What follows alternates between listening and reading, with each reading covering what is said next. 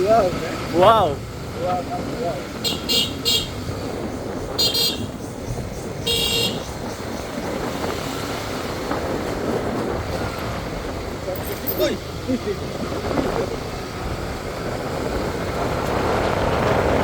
কার্বের কারণে ভালো লাগছে।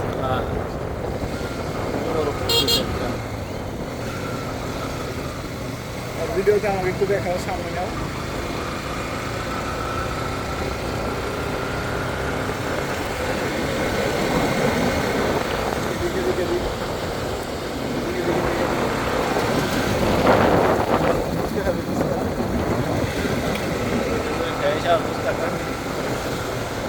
পানি খাইবা? পানি নাই।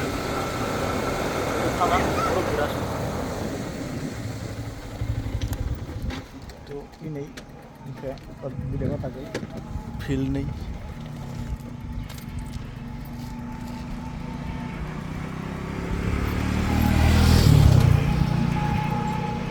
রিজিকের কথাটা কই। হুম।